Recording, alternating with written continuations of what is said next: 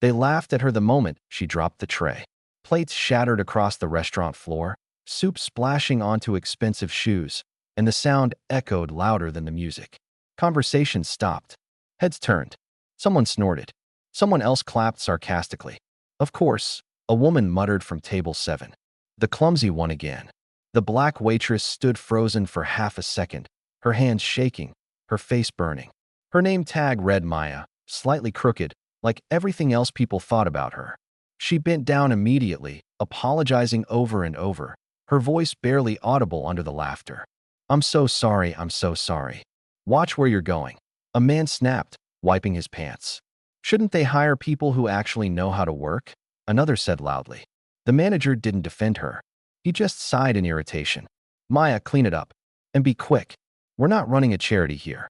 Maya nodded, swallowing her pride, kneeling on the floor with a rag while people stared at her like she was part of the mess. None of them noticed the man sitting quietly in the corner booth, observing everything without saying a word. He was dressed simply.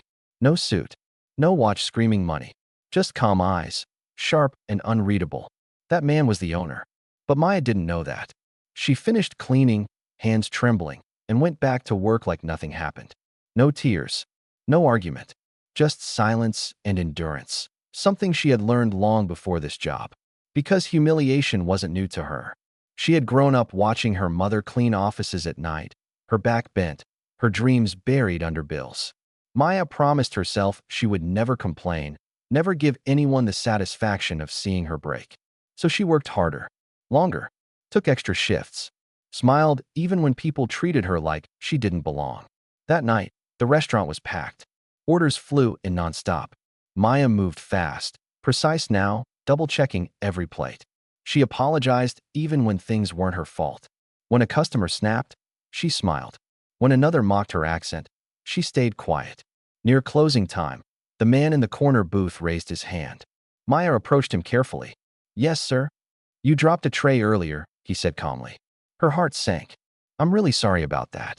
It won't happen again. He looked at her for a moment. Why didn't you defend yourself? She blinked.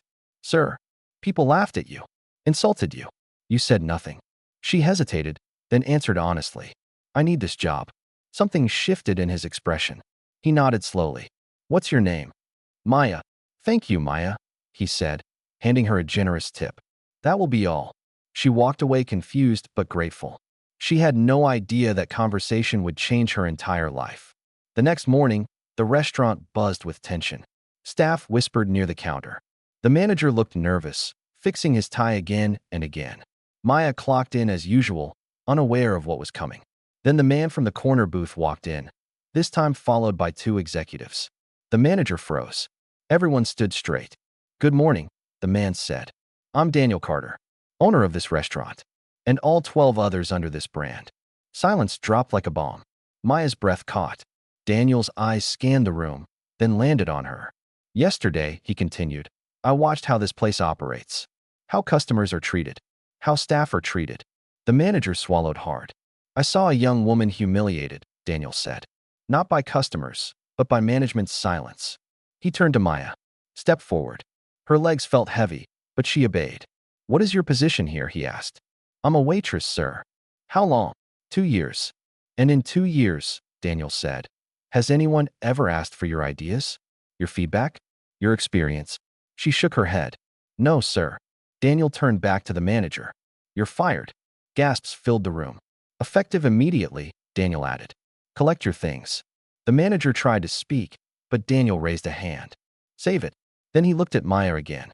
I promote people who work with dignity under pressure, he said. People who don't break when the world laughs at them. He paused. Maya, I want you to start training as floor supervisor today. Her eyes widened. Sir, are you serious? I've never been more serious. Some employees smiled. Others looked shocked. A few looked annoyed. But this was only the beginning. Over the next months, Maya worked harder than ever. She learned inventory, scheduling, customer relations. She stayed late, asked questions, took notes. When she made mistakes, she owned them. When others complained, she listened. Not everyone liked her promotion. She's only here because of pity, someone whispered once. She doesn't belong in management, another said. Maya heard it all. She said nothing. Daniel visited often, watching quietly. He noticed how Maya defended staff when customers crossed the line, how she stepped in to help during rush hours, how profits slowly increased. One night, after closing, Daniel sat with her at a table. "Do you know why I chose you?" he asked. She shook her head. "Because talent can be taught," he said. "Character can't." Years passed. Maya moved from supervisor to assistant manager, from assistant manager to regional operations lead. She studied at night, earned certifications, learned finance. The same people who laughed at her once now waited nervously when she walked into a room. One day, Daniel called her into his office. "I'm retiring," he said simply. She stared at him. "Sir, I want you to take my place." She laughed softly, thinking he was joking. He wasn't. When the announcement went public, headlines exploded. From waitress to CEO, people who once ignored her now praised her story. The same restaurant where she dropped that tray held a celebration in her honor. Maya stood at the podium, looking at the staff, the cameras, the room full of people who once saw her as nothing. She smiled. "They laughed at me," she said. "And that's okay, because I kept going." And somewhere in the back, Daniel watched, knowing he had chosen right.